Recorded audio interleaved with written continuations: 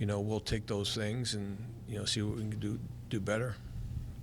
I'm sure there were pleasant surprises and not so pleasant surprises because, as you said, with such a young team, you don't really know how they're going to perform when the lights come on, so many of those guys.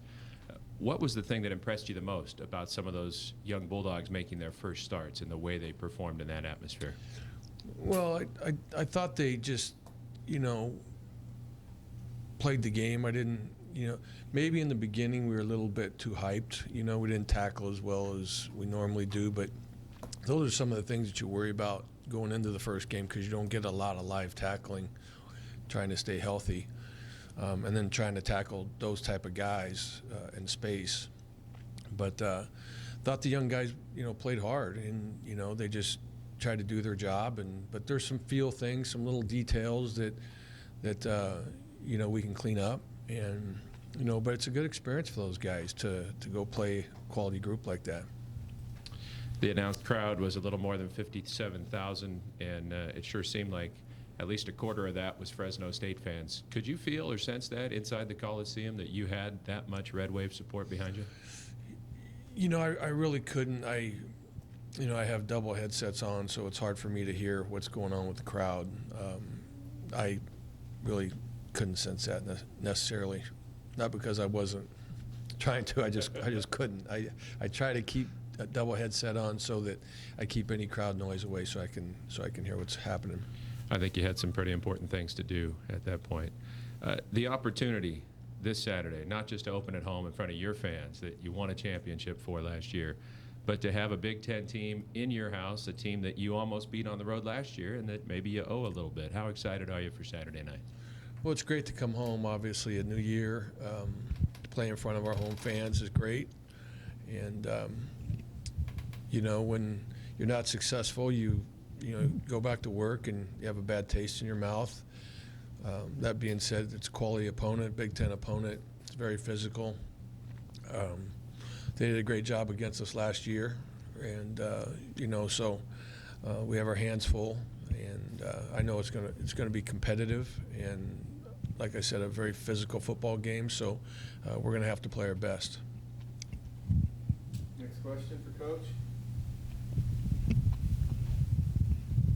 Coach, just initially with Minnesota, what do you notice about this year's team compared to the one you faced last year?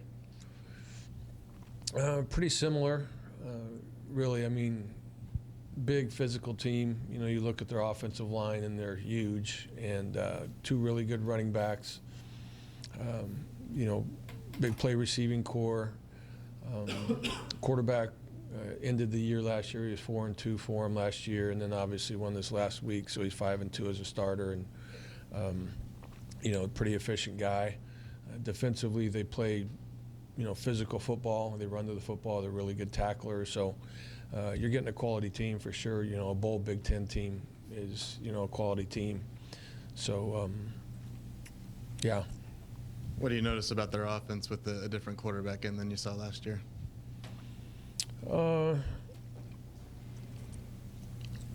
Little bit different. I think the guy last year at points put the ball down the field a little bit more, but they're very similar. They run their offense. They do what they do, and they're gonna lead with the run with that big offensive line, and they're a massive offensive line, and everybody's over 300 pounds. They have a 400-pound tackle. I mean, so they're built for Big Ten football, and so we have our hands full trying to stop the run and trying to get them in the long yard situations, because that's what they did really well against us last year. What was the assessment of the offensive line on Saturday, and what's the emphasis for them facing another Power 5 defensive front on Saturday? I thought for the most part, with three new guys really playing in there, I thought for the most part did a decent job, but there's some things for sure that we can improve on. Going to have our hands full again this week with a physical group. And, the goal is just trying to get better every day and every week. And, so take that experience and build on it. And like I told the team, any player, when you go through a play, and maybe it doesn't go right or you don't execute well. It's okay, what would I do differently next time? And so with each rep, you have that opportunity to learn and hopefully be better on the next time. And is there anything more on Carrick Wheatfall you can share, updated from Saturday? No, he's just got a sprained ankle, so we'll see how he recovers day to day.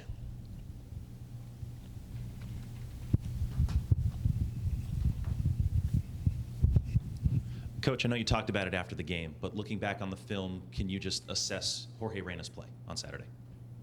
Yeah, I thought Jorge competed really, really well, against a talented group, and made some plays with his legs, did a great job there. Timing of certain things, obviously, he's no different than anybody else. You take the experience and you grow from it. And but I thought he played really, really tough. He took some shots and made some play with his legs, and both in designed runs and pulling it down and scrambling, and I thought there's a lot to build on there. I think Jorge proved how tough he is and how competitive he is. I know you just kind of touched upon it there, but his leadership skills, the moment, did it seem too big for him, or did he feel comfortable back there? No, it didn't seem too big for him at all. I thought going in he was composed, coming off on the sideline. He was, there was no. I didn't think there was anything there that was too big for him at all. And right from the get-go, right from the preparation going in to pregame to whatever, I think he was very comfortable and was playing with confidence.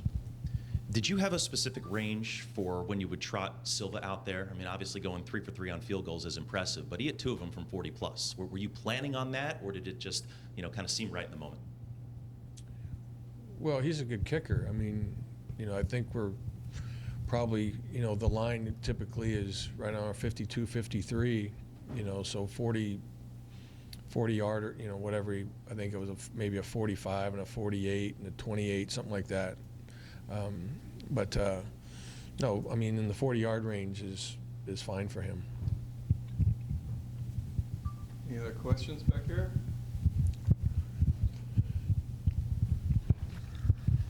Coach saw Lavelle Bailey and Evan Williams in there early as true freshmen. Could you just speak on what you saw from them in camp and how they've stepped up when called on?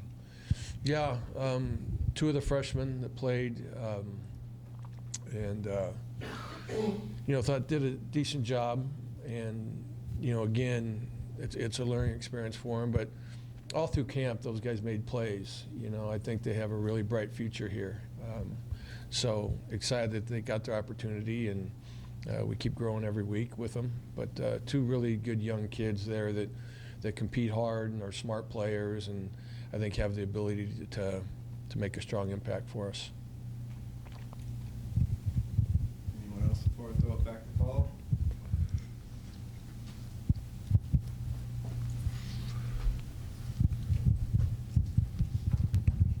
We keep hearing that a team's greatest improvement comes from week 1 to week 2. Why, if you believe that, why is that? Is there extra emphasis, or is it just the experience of having a game? Well, I think it's just the game. You go through camp and practice is practice, and games are a little different. You get kind of used to what goes on in the game, and so yeah, there's some things in the first game that you obviously can't prepare for in practice. You do your best to do it, but the speed in which it happens against different players and a different team, especially one like USC, is very talented. But really it's about playing the game that you don't have an opportunity to do. You don't get a chance to live tackle very often, at least late in camp, because you try to stay healthy, which is for everybody. It's not just for the guys that are tackling, but the guys getting tackled as well. We put a couple balls on the ground, and Jorge got hit pretty hard on that one, but you don't run around and hit your quarterback there in practice. So even as much drill work as we do to try to prepare for that, games are just different.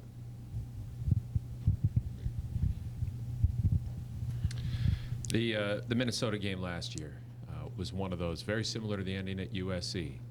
where a play that takes a little longer to develop, a guy's open, and you've talked about the play already, but the other team makes an incredible play, gets the interception, seals the game. Minnesota did it last year. USC did it this year.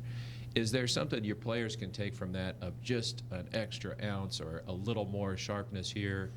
Does the fact that there's a parallel with the team you're going to play right in front of you now help that become a focal point?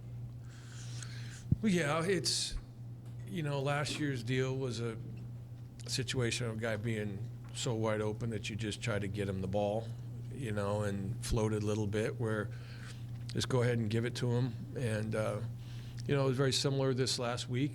We had him open early and, just get him the ball, but their guy made a tremendous play, covered a lot of ground from his free safety spot.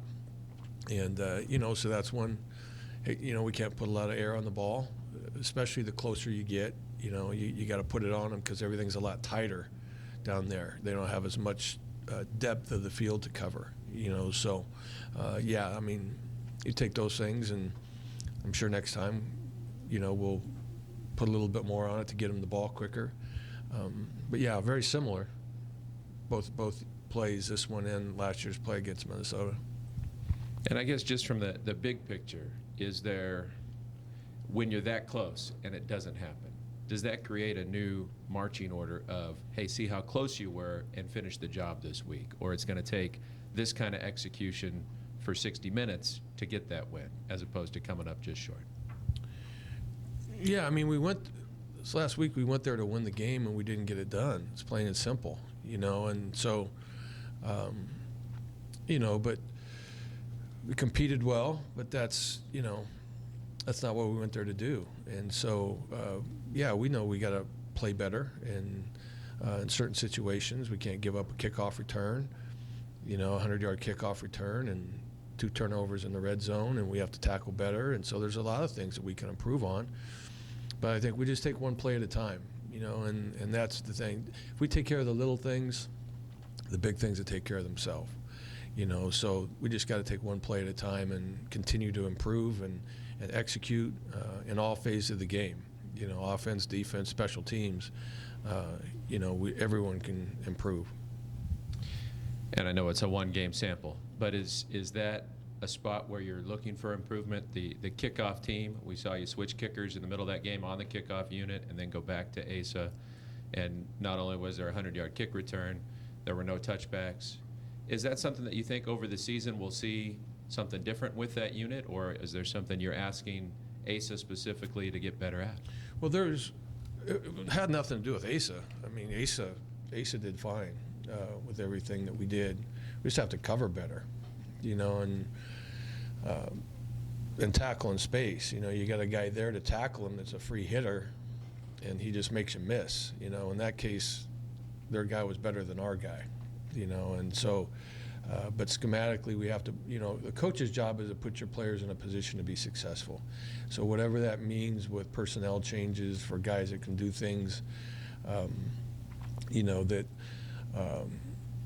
we feel like could do better, then we have to take a strong look at that, and whether it be scheme for us to put guys in better position with scheme or personnel. That's a coach's job, and so that's why you evaluate the things and find the guys, find the scheme, find the guys, do all of it to hopefully be successful.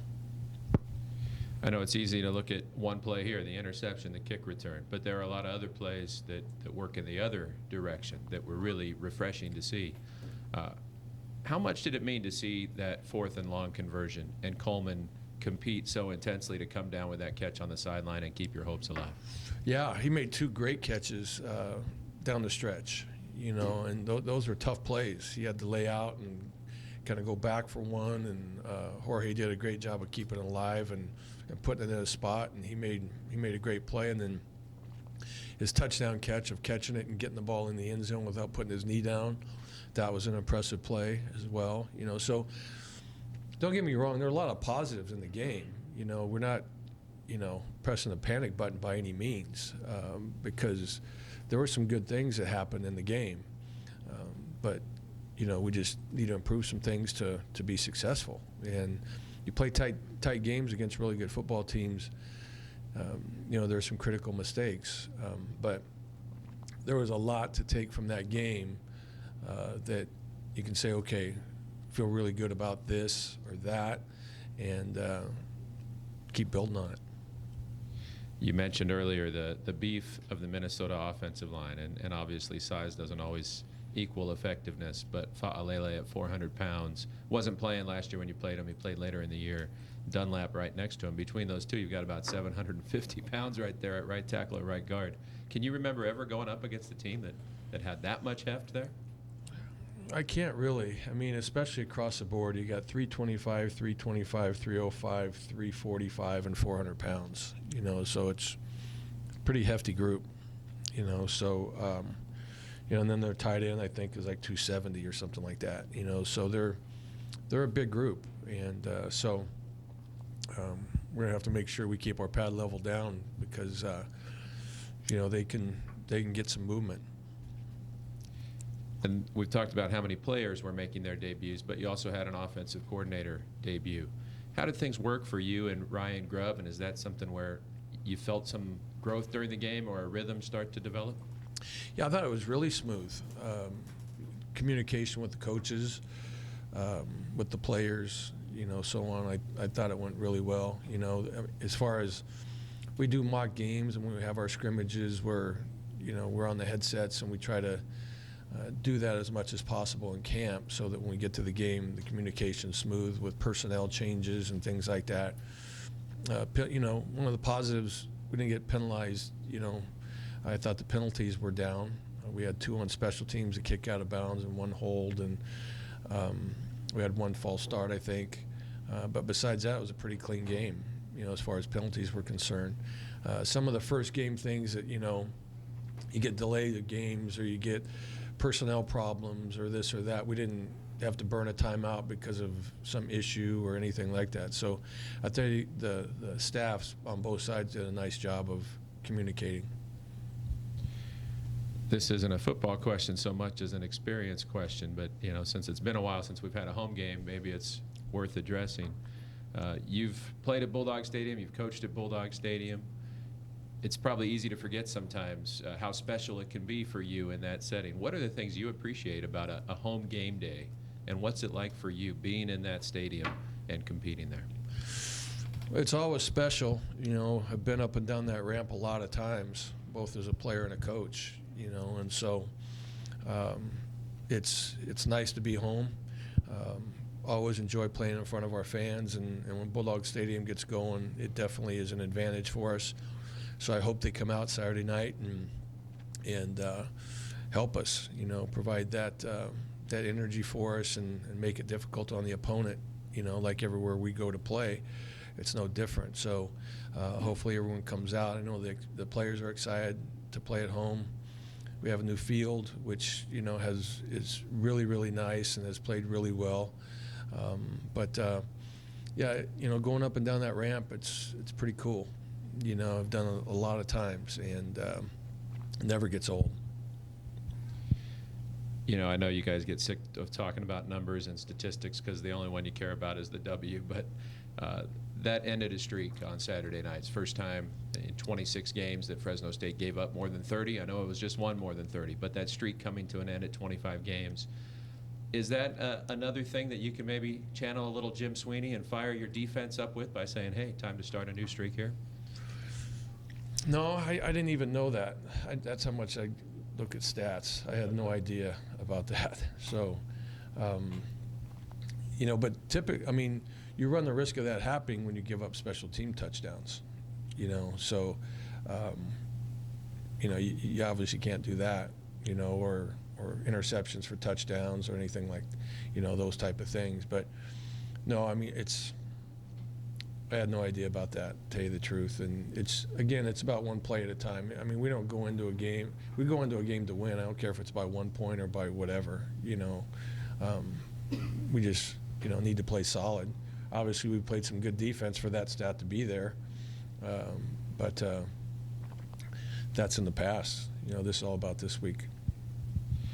I don't think any of us expected to be talking more about Justin Rice in that game than Jared Rice. And I know he was open in the end zone on the one, and the ball was overthrown.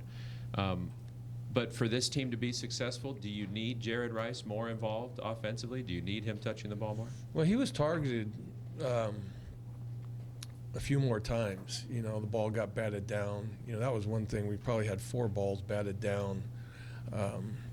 You know, he was targeted more. But, yeah, he's obviously a guy on offense that you want to have involved in the game. But it really depends on what the defense gives you at that point, you know, where the quarterback's read takes him.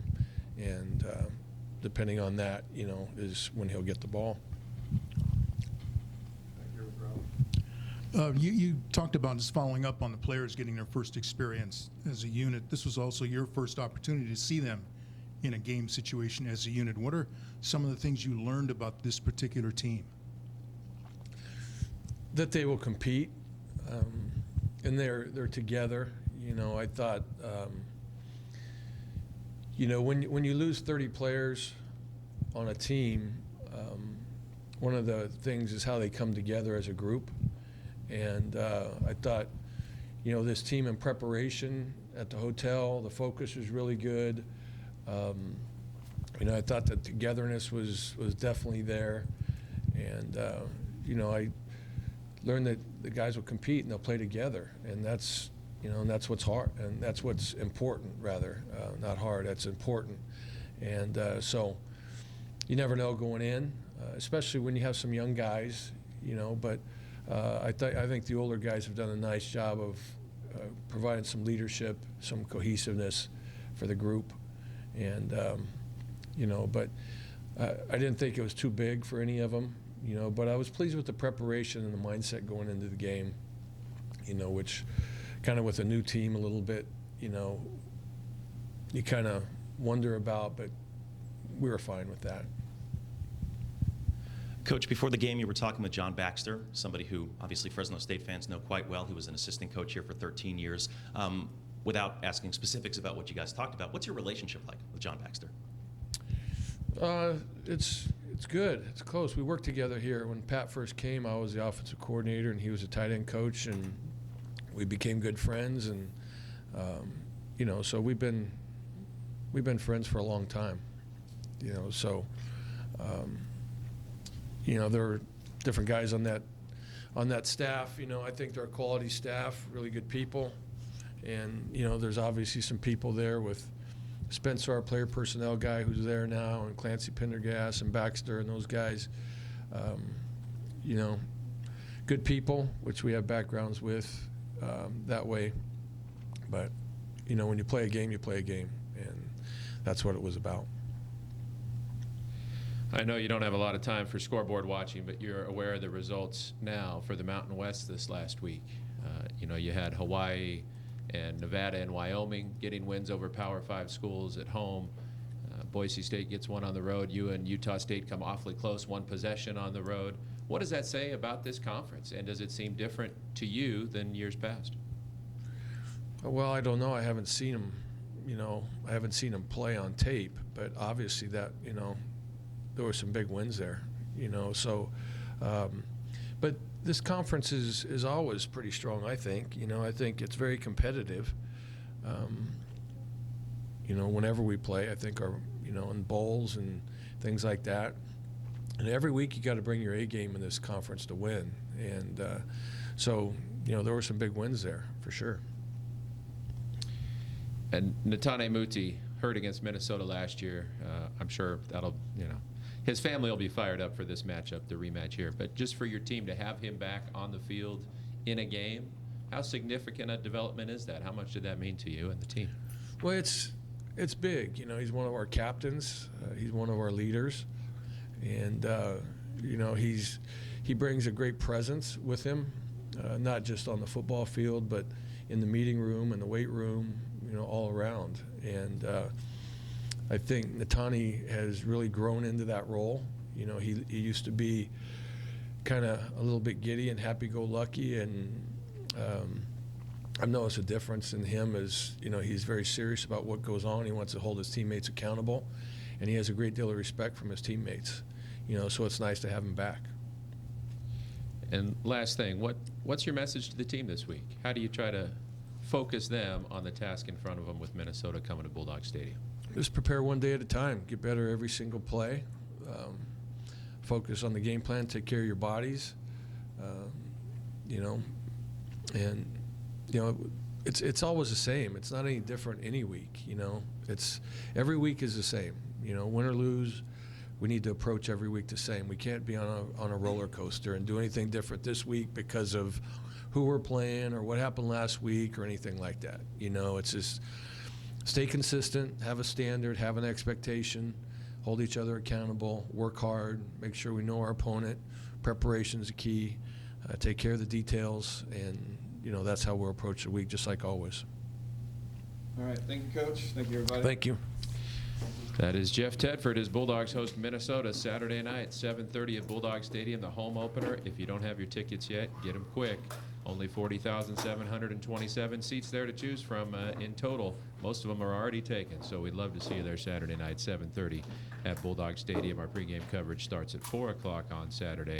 Don't forget to join us at the Doghouse Grill Wednesday from 6 to 7. Come meet Coach Tedford. It's the Jeff Tedford Show, 6 o'clock Wednesday night on the patio of the Doghouse Grill across from the Save Mart Center. We'd also love to see you Thursday night at the Fresno Yosemite International